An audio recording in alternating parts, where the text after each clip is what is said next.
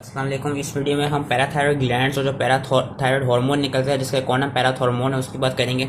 अब basically parathyroid gland से जो पैराथॉर्मोन निकलता है उसका मेन फंक्शन जो प्राइमरी फंक्शन है वो ये है कि जब भी वो देखेगा कि ब्लड के अंदर सीरम के अंदर कैल्शियम आयंस की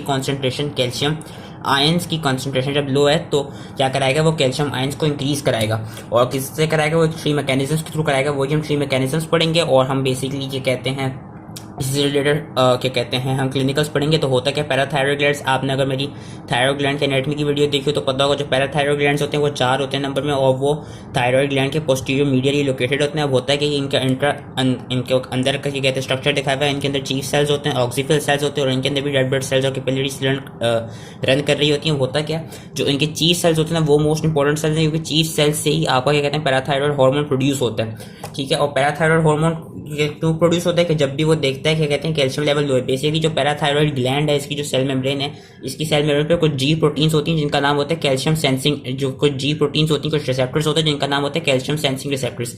बेसिकली जब भी वो कैल्शियम सेंसिंग रिसेप्टर्स ये चेक देखेंगे कि जो एक्स्ट्रा सेलुलर फ्लूइड है, जो सीरम है, उसमें कैल्शियम लेवल्स लो है, तो वो क्या करेंगे, वो पैराथायरॉयड हार्मोन की क्या कहते हैं सिंथेसिस कराएंगे, सिक्रीशन कराएंगे फ्रॉम द चीफ सेल्स, ताकि आपका जो कैल्शियम का लेवल है वो बढ़ सके। वेयर एज अगर कैल्शियम का लेवल ऑलरेडी बढ़ा हुआ, ऑलरेडी हाइपर कैल्शियमिया हुआ, तो क्या होगा, चीफ सेल्स जो है, जो कैल्शियम सेंसिंग रिसेप्टर्स हैं सेल मेम्ब्रेन पे, वो क्या करेंगे, कैल्शियम को डिटेक्ट करेंगे कि हाई लेवल्स हैं, और चीफ सेल्स फिर जो पैराथायरॉयड हार्मोन की सिक्रीशन उसको डिक्रीज कर देंगे।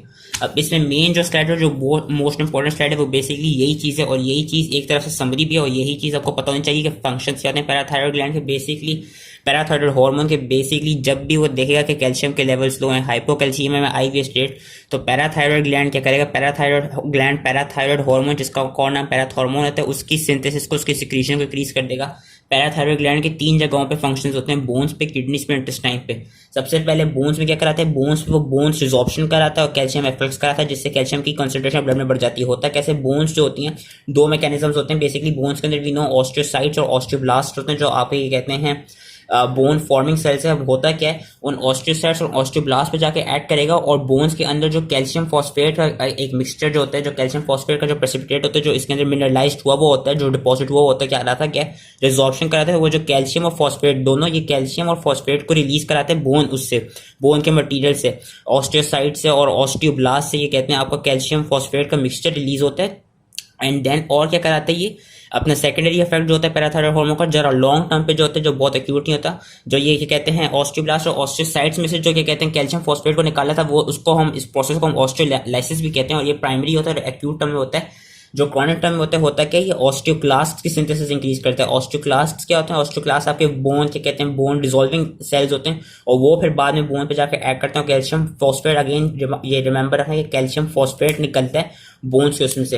होता क्या है, अब कैल्शियम फॉस्फेट किसी काम का नहीं होगा, बाद में आगे फिर ये किडनी पे ऐड करता है। किडनी पे कैसे ऐड करता है कि किडनी पे क्या कहते हैं, जो प्रॉक्सिमल कॉन्वोल्यूटेड ट्यूब्यूल होगा, वहां पे ये फॉस्फेट की एब्जॉर्प्शन को कम करा देगा, फॉस्फेट की रिजॉर्प्शन को कम करा देगा। और क्या कहते हैं, क्या कराएगा, ये जो डिस्टल कॉन्वोल्यूटेड लूप होगा, और जो डिस्टल कॉन्वोल्यूटेड ट्यूब्यूल होगा, और जो असेंडिंग लूप होता है हेनले का, वहां पे कैल्शियम की एब्जॉर्प्शन को इंक्रीज कराता है पैराथायरॉयड हार्मोन। पैराथायरॉयड हार्मोन करता क्या है, तो बोन से उसने कैल्शियम फॉस्फेट को क्या कहते हैं रिलीज करा दी, बोन रिजॉर्प्शन करा दी, और ऑस्टियोक्लास्ट के थ्रू भी बोन रिजॉर्प्शन करा दी। दूसरा सा इफेक्ट क्या होगा किडनीज पे ये डिस्टल अपना प्रॉक्सिमल कॉन्वोल्यूटेड ट्यूब्यूल पे फॉस्फेट्स की एब्जॉर्प्शन कराएगा।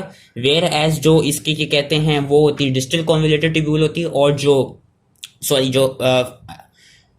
प्रॉक्सिमल कॉन्वोल्यूटेड ट्यूब्यूल है, वहाँ पे फॉस्फेट्स की एब्जॉर्प्शन को कम करा देगा, ताकि फॉस्फेट ज्यादा एक्सक्रीट हो जाए। जिस तरह हम देख सकते हैं, इसका फिर एक और इफेक्ट है फॉस्फेटियोरिक इफेक्ट, क्योंकि ये फॉस्फेट्स की एक्सक्रीशन कराएगा यूरिन में। दूसरा, ये कैल्शियम की एब्जॉर्प्शन कराएगा, कैल्शियम आयंस की ज्यादा। जिस तरह हम देख सकते हैं कि कैल्शियम अब फॉस्फेट रिलीज हो रहा है, मतलब फॉस्फेट एक्सक्रीट हो रहा है, और कैल्शियम रीअब्सॉर्ब हो रहा है डिस्टल कॉन्वोल्यूटेड ट्यूब्यूल और असेंडिंग लूप हेनले में। इस तरह कैल्शियम आयंस की सिक्रीशन बढ़ जाएगी ब्लड में, और इस तरह फिर अपनी जो बॉडी हो वापस हाइपर कैल्शियमिया के स्टेट में आ सकती है। तीसरा से किडनीज में फंक्शन क्या है, बेसिकली किडनीज में एक एंजाइम होता है 1 अल्फा हाइड्रोक्सिलेज, और 1 अल्फा हाइड्रोक्सिलेज का ये कहते हैं विटामिन D3 की फॉर्मेशन में, उसी की एक्टिवेशन में फंक्शन होता है, कि वो जो सबसे एक्टिव फॉर्म होती है विटामिन D की, वो बनती किडनीज में जब 1 अल्फा हाइड्रोक्सिलेज के थ्रू किडनी की विटामिन D3 की ये फॉर्मेशन एक्टिवेटेड बन जाती है 125 डाइहाइड्रोक्सी कोलेकोलेस्टेरोल।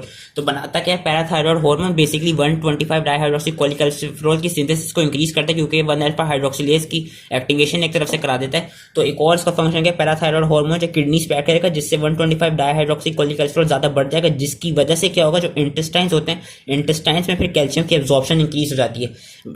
एक्टिवेटेड विटामिन डी के थ्रू होगा क्या, जो इंटेस्टाइन्स है, इंटेस्टाइन्स में जो कैल्शियम की एब्जॉर्प्शन है वो ज्यादा से ज्यादा इंक्रीज हो जाएगी, और ये साथ में फॉस्फेट्स भी इंक्रीज करेगा। तो सिंस इंटेस्टाइन में कैल्शियम आयंस की एब्जॉर्प्शन इंक्रीज हो रही है, और क्या कहते हैं किडनी में ज्यादा ये एब्जॉर्ब हो रहे हैं, और बोन से भी निकल रहे हैं, कैल्शियम का फ्लक्स हो रहा है, तो इस तरह हम देख सकते हैं कि पैराथायरॉयड हार्मोन अपनी बॉडी के अंदर, ब्लड के अंदर, सीरम के अंदर कैल्शियम लेवल्स को वापस इंक्रीज कर रहा है। और यही 3 मेन प्राइमरी फंक्शन है पैराथायरॉयड हार्मोन के, उसने कैल्शियम को इस तरह इंक्रीज कराना है। अब इससे रिलेटेड क्लिनिकल्स क्या आ जाते हैं, इससे रिलेटेड आपके क्या कहते हैं, हाइपोपैराथायरॉयडिज्म हो सकता है या हाइपर पैराथायरॉयडिज्म हो सकता है, कि या तो क्या कहते हैं कम पैराथायरॉयड हार्मोन प्रोड्यूस हो रहा है तो हाइपोपैराथायरॉयडिज्म, जिसमें कैल्शियम लेवल्स काफी लो होंगे, और अगर ज्यादा प्रोड्यूस हो रहे हैं तो फिर हाइपर पैराथायरॉयडिज्म, जिसमें कैल्शियम लेवल्स काफी हाई होंगे, जो कि हम बीआरएस का जो अच्छा सा टेबल बना हुआ है इससे कर लेते हैं। ये टेबल आप याद रख लें तो एक तरफ से अच्छी बात है। अब कर लेते हैं प्राइमरी तो यानी उसी ग्लैंड से रिलेटेड है। प्राइमरी हाइपरपैराथायरॉयडिज्म यानी पैराथायरॉयड ग्लैंड का ही कोई मसला है। उसमें क्या होगा, पैराथायरॉयड हार्मोन की सिक्रेशन इंक्रीज होगी। अगेन पैराथायरॉयड हार्मोन का फंक्शन क्या था, उसने जो 1 अल्फा हाइड्रोक्सिलेज एंजाइम उसको स्टिमुलेट करेगा, जिससे क्या होगा कि जो आप ये कहते हैं विटामिन डी है वो ज्यादा एक्टिवेट होगी, जिससे उसकी ज्यादा एब्जॉर्प्शन होगी कैल्शियम आयंस की। और क्या होगा, जब पैराथायरॉयड बढ़ा हुआ है तो बोन्स की ज्यादा इंक्रीज, जो एब्जॉर्प्शन हो रही होगी, रिजॉर्प्शन यानी कैल्शियम फॉस्फेट निकल रहे होंगे, यूरिन में फॉस्फेट की फॉस्फेटोरिक इफेक्ट एक्सक्रीशन हो रही होगी, कैल्शियम की कहते हैं एब्जॉर्प्शन ज्यादा हो रही होगी। लेकिन साथ में जब बहुत हाईली फिल्टर्ड हो जाएगा तो कुछ हद तक फिर कैल्शियम की भी एक्सक्रीशन होना शुरू हो जाएगी। लेकिन मेन फंक्शन है, क्योंकि पैराथायरॉयड हार्मोन बढ़ा हुआ है तो सीरम कैल्शियम लेवल बढ़ेगा और जो सीरम फॉस्फेट लेवल है वो कम होता रहेगा। ठीक है, और यहाँ पे यूरिनरी सीएमपी बढ़ा हुआ इसलिए लिखा है क्योंकि जो अपना पैराथायरॉयड हार्मोन हार्मोन तो ये थ्रू सेकेंडरी मैसेंजर अपने इफेक्ट्स प्रोड्यूस करता है। तो यहाँ पे सेकेंडरी मैसेंजर यूज करता है, ये सीएमपी यूज करता है, जो कि कहते हैं किडनीज पे जाके ऐड करता है, और फिर सीएमपी के विनो के वो जो भी फॉस्फोराइलेशन वगैरह कराता है उससे फिर कैल्शियम आयंस को इंक्रीज कराता है। होता क्या है कि जब बहुत ज्यादा फॉस्फेट्स की एक्सक्रीशन हो जाए और कैल्शियम काफी ज्यादा डिअब्सॉर्ब हो जाए तो जो यूरिनरी सीएमपी का बेसिकली ये मतलब है कि जो साइक्लिक एएमपी जो कि करार आता है अपने सेकेंडरी मैसेंजर के फंक्शन, वो साइक्लिक एएमपी इतना बड़ा होता है कि वो साइक्लिक एएमपी फिर इतना बड़ा होता है कि वो खुद यूरिन मारने लग जाता है। तो एक थी ये प्राइमरी हाइपरपैराथायरॉयडिज्म, दूसरा क्या है, दूसरा ह्यूमोरल हाइपरकैल्सीमिया फिलिग्नेंसी। इसमें क्या होता है, इसमें बेसिकली कोई भी अदर क्या कहते हैं ट्यूमर हो, लेट सपोज कि कोई भी ऐसा ट्यूमर हो उसका क्या कहते हैं। अच्छा, और एक और बात, ये जो प्राइमरी हाइपरपैराथायरॉयडिज्म है ना, ये तब होगा जब कोई पैराथायरॉयड ग्लैंड का अपना कोई मसला हो, अगेन पैराथायरॉयड एडिनोमा हो जाएगा, यानी पैराथायरॉयड ग्लैंड का कोई कैंसर हो। वो जो दूसरा वाला है जो कि ह्यूमोरल हाइपरकैल्सीमिया फिलिग्नेंसी, इसमें क्या होता है कि बेसिकली अगर कोई लेट सपोज बॉडी में आपके कहीं खुदा ना खास्ता ब्रेस्ट कैंसर या लंग कैंसर है, वहां पे कोई ट्यूमर है, तो वहां पे वो जो ट्यूमर सेल्स होते हैं वो एक क्या कहते हैं पेप्टाइड रिलीज करते हैं जिसका नाम होता है पैराथायरॉयड हार्मोन रिलेटेड पेप्टाइड। इस पैराथायरॉयड हार्मोन रिलेटेड पेप्टाइड का एज अ नाम इज सजेस्टिंग कि इसके जो फंक्शन होते हैं, इसके जो काम होते हैं वो पैराथायरॉयड हार्मोन रिलेटेड ही होते हैं। तो ये क्या कराता है कि ये कैल्शियम लेवल्स को बढ़ा रहा होता है, फॉस्फेट लेवल्स को कम कर रहा होता है, यूरिनरी फॉस्फेट एक्सक्रीशन को बढ़ा रहा होता है, लेकिन सीरम पैराथायरॉयड हार्मोन्स को डिक्रीज कर रहा होता है। क्यों? क्योंकि ये जो पेप्टाइड है ये कैल्शियम लेवल्स को बढ़ा रहा होगा, इसकी वजह से नेगेटिव फीडबैक के थ्रू पैराथायरॉयड हार्मोन्स के लेवल कम होंगे। इस स्टेट में, इस कंडीशन में होता क्या, पैराथायरॉयड हार्मोन्स के लेवल्स कम होते हैं, लेकिन सिंस ये जो पेप्टाइड है इसके फंक्शन पैराथायरॉयड हार्मोन जैसे ही हैं, तो जो पैराथायरॉयड हार्मोन के फंक्शन थे वो हो रहे होंगे। पैराथायरॉयड हार्मोन थोड़ा डिक्रीज होगा, लेकिन बोन्स में रिअब्सॉर्प्शन चल रही होगी, यूरिन में फॉस्फेट एक्सक्रीट हो रहा होगा, सीरम में कैल्शियम बढ़ा होगा और सीरम में फॉस्फेट जो वो कम हुआ होगा। अब हम आ जाते हैं सर्जिकल हाइपोपैराथायरॉयडिज्म। बेसिकली होता क्या है, जो मैंने आई थिंक थायराइड ग्लैंड की वीडियो में भी बताया था अपनी, कभी कभार अगर आपको थायराइडेक्टोमी कराने लग जाए, कभी कभार ऐसा होता है कि हम पूरा अगर थायराइड लोब को निकाल दें तो पैराथायराइड ग्लैंड्स भी निकल सकते हैं। उससे क्या होगा कि फिर हमको हाइपोपैराथायरॉयडिज्म के क्या कहते हैं सिम्टम्स मिलेंगे। तो लेट्स सपोज अगर कोई ऐसी सर्जरी हो जिसमें पूरा थायराइड ग्लैंड निकालना पड़ जाए एंड एक्सीडेंटली हमने पैराथायराइड ग्लैंड को भी क्या कहते हैं सर्जरी के थ्रू निकाल लिया हो, या कॉन्जेनिटली पैराथायरॉयड वहाँ पे प्रेजेंट ही ना हो, तो होगा क्या, उसमें पैराथायरॉयड हार्मोन कम होगा जिसकी वजह से 1 अल्फा हाइड्रोक्सिल स्टिमुलेट नहीं हो पाएगा, जिसकी वजह से 125 डाइहाइड्रोक्सीकोलेकोलेस्टेरोल कम होगा। इसमें क्या होगा, बोन की एब्जॉर्प्शन भी फिर कम हो जाएगी, जाहिर सी बात है। यूरिन में फॉस्फेट्स की एक्सक्रीशन भी कम हो जाएगी, जिसकी वजह से सीरम में कैल्शियम लेवल जो है वो भी कम होगा क्योंकि पैराथायरॉयड हार्मोन प्रेजेंट नहीं होगा, और जो सीरम फॉस्फेट है वो बढ़ा हुआ होगा क्योंकि क्या कहते हैं पैराथायरॉयड हार्मोन प्रेजेंट नहीं है, तो फिर फॉस्फेट्स की रीअब्जॉर्प्शन ज्यादा हो रही है, और जो कैल्शियम है उनकी एक्सक्रीशन क्या कहते हैं उनकी रीअब्जॉर्प्शन इतनी हो नहीं रही है, इसलिए क्या कहते हैं कैल्शियम के लेवल जो है वो कम होंगे, फॉस्फेट के बढ़े हुए होंगे। एक और फिर आपकी कंडीशन आती है जिसको हम कहते हैं एक और कंडीशन से पहले एक और बात याद रखनी कि जब भी कैल्शियम के लेवल्स बड़े होंगे ना, तो जो सिम्टम्स के साथ प्रेजेंट करेगा बंदा, उस बंदे को टेटनी हमेशा होगी। जब भी सीरम कैल्शियम लेवल्स कम होंगे तो बंदे के अंदर टेटनी होगी, जो उसके मसल्स होंगे वो काफी एक तरह से कह लें कॉन्ट्रैक्टेड स्टेट में होंगे। एक और आपकी कंडीशन आ जाती है सूडो हाइपोपैराथायरॉइडिज्म।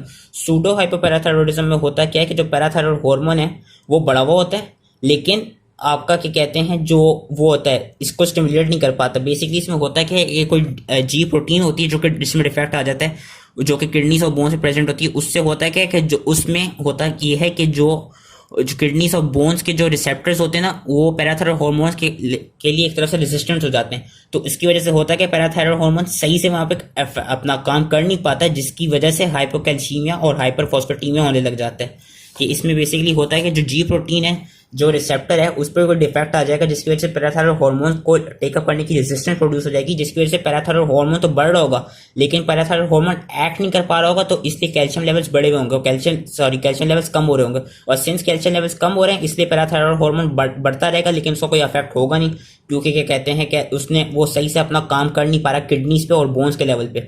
इसलिए किडनीज में, और क्योंकि ये एंजाइम किडनीज में प्रेजेंट होता है, इसलिए किडनीज के लेवल पे ये एंजाइम स्टिमुलेट नहीं हो रहा, इसलिए किडनीज में ये कंपाउंड बन नहीं पा रहा, और इसलिए बोन्स की क्या कहते हैं रिजॉर्प्शन हो नहीं पा रही due to defective G protein. इसलिए यूरिन में फॉस्फेट की एक्सक्रीशन भी कम होगी। एंड वही जो सारे क्लिनिकल्स होते हैं, जो स्टेट होती है जब पैराथायरॉइड हार्मोन कम प्रोड्यूस होगा। लास्ट जो आपकी आ जाती है वो आती है क्रॉनिक रीनल फेलियर। अगर ये हो कि क्रॉनिक रीनल फेलियर चल रहा हो तो उससे होगा क्या, आपको जो जीएफआर है वो भी कम हो जाएगा। जब जीएफआर आपका क्या कहते हैं कम हो जाएगा, तो जो आपकी कहते हैं फॉस्फेट्स की जो वो है, जो फॉस्फेट की रिटेंशन है वो क्या कहते हैं, क्योंकि कम फॉस्फेट्स आ रहे होंगे तो कम ही एक्सक्रीट होंगे, जिसकी वजह से क्या होगा, क्योंकि कम फॉस्फेट आ रहे हैं कम डिक्रीज हो गए जीएफआर, इसलिए कम फॉस्फेट्स एक्सक्रीट होंगे, इसलिए सीरम में फॉस्फेट्स की लेवल बढ़ती रहेगी, क्योंकि फॉस्फेट्स एक्सक्रीट नहीं अपना एक्सक्रीट नहीं हो पा रहे। दूसरा इसमें क्या होगा, इसमें ये होगा क्योंकि रीनल फेलियर है, किडनी से मसला है, अगर किडनी से मसला है तो डेफिनेटली इस एंजाइम में भी मसला आएगा। इसलिए फिर होगा क्या, पैराथायरॉइड हार्मोन बेशक जितना ही बड़ा हुआ क्यों ना हो, किडनीज में सही से एक्ट नहीं कर पाएगा, क्योंकि किडनीज में कोई मसला है, तो फिर ये जो कंपाउंड है इसकी भी कम सिंथेसिस होगी। तीसरा इस पे इफेक्ट क्या होगा, बोन्स पे। बोन्स पे क्या होगा, सिंस क्या कहते हैं ये कंपाउंड सही से बना हुआ नहीं है, तो आपका एक तो होगा क्या कि क्या कहते हैं जो फॉस्फेट है वो सही से क्या कहते हैं, जो पैराथायरॉइड हार्मोन है वो सही से अपना क्या कहते हैं बोन्स पे एक्ट नहीं कर पाएगा। दूसरा इसमें क्या होगा कि कहते हैं एक तरफ से इस कंपाउंड की भी कम वो प्रोडक्शन हुई है, तो जो क्या कहते हैं वो है इंटेस्टाइन है वहां पे सही से एब्जॉर्प्शन नहीं हो पा रही होगी। और होगा क्या, होगा कि बोन्स पे सिंस पैराथायरॉइड हार्मोन्स बढ़ा हुआ है, लेकिन रीनल फेलियर किडनी पे एक्ट नहीं कर पा रहा, पर वो बोन्स पे एक्ट कर पाएगा। तो बोन्स पे एक्ट करके होगा क्या कि बोन्स की रिजॉर्प्शन होना शुरू हो जाएगी। जब बोन्स की रिजॉर्प्शन होना शुरू हो जाएगी ना, क्योंकि पैराथायरॉइड हार्मोन का फंक्शन नहीं था कि बोन रिजॉर्प्शन कराएगा, बोन में से कैल्शियम फॉस्फेट रिलीज करेगा, तो उससे होगा सिंस बोन से कैल्शियम भी रिलीज हो जा रही है, तो इसलिए उसमें ऑस्टियोमेल्शिया आ जाएगा। ऑस्टियोमेल्शिया क्यों होता है, सॉफ्टनिंग ऑफ बोन्स हो जाती है जब बोन से ज्यादा कैल्शियम रिलीज हो जाए। तो इस स्टेट में ये होगा कि जब रीनल फेलियर हो, पैराथायरॉइड हार्मोन बढ़ जाएगा पर वो किडनी पे एक्ट नहीं कर पाएगा, जिसकी वजह से फॉस्फेट जो फॉस्फेट जो रीअब्सॉर्ब होता रहेगा, एंड सिंस फॉस्फेट रीअब्सॉर्ब होता रहेगा एंड सिंस फॉस्फेट रीअब्सॉर्ब हो रहा है और कैल्शियम बोन से निकले जा रहा है, कैल्शियम फॉस्फेट बोन से निकले जा रहा है, लेकिन फॉस्फेट एक्सक्रीट नहीं हो रहा, इसलिए कैल्शियम अपनी आयोनाइज्ड फॉर्म में नहीं आ पाएगा, जिसकी वजह से क्या होगा वो अपनी फॉस्फेट के साथ बाइंडेड रहेगा, जिसकी वजह से कैल्शियम की कंसंट्रेशन सीरम में कम रहेगी। ये थी इससे रिलेटेड, और यही चीज इन्होंने यहाँ पे बताई हुई कि डिक्रीज जीएफआर होता है, जिससे फिल्ट्रेशन ऑफ फॉस्फेट डिक्रीज हो जाएगी, जिसकी वजह से फॉस्फेट की रिटेंशन होगी, जिसकी वजह से हुआ क्या, सीरम फॉस्फेट बढ़ गए। अब जब सीरम फॉस्फेट बढ़ गए तो जो कैल्शियम लेवल, जो कैल्शियम आयंस है वो क्या करेंगे, वो फॉस्फेट से कंबाइन हो जाएंगे, इसलिए जो आयोनाइज्ड कैल्शियम है वो कम हो जाएगा। अगेन कहते हैं किडनी पे मसला है, तो प्रोडक्शन ऑफ 125 हाइड्रोक्सीकोलिक एसिड फिर कम हो जाएगी। बाकी क्या होगा, एक तरफ से ये सेकेंडरी हाइपर पैराथायरॉइडिज्म भी कह सकते हैं, क्योंकि इसमें पैराथायरॉइड ग्लैंड कोई मसला नहीं, लेकिन सिंस किडनी का मसला है, पर किडनी के मसले की होने की वजह से वो कह रहा है हाइपोकैल्सीमिया हो रहा है, और उसकी वजह से अपना पैराथायरॉइड अपना सही से फंक्शन नहीं कर पा रहा, पैराथायरॉइड हार्मोन सही से फंक्शन नहीं कर पा रहा, तो एक तरफ से हम ये कह सकते हैं कि सेकेंडरी हाइपर पैराथायरॉइडिज्म है। तो ये so that was it. I hope easily समझ में आ गया, एंड थैंक यू।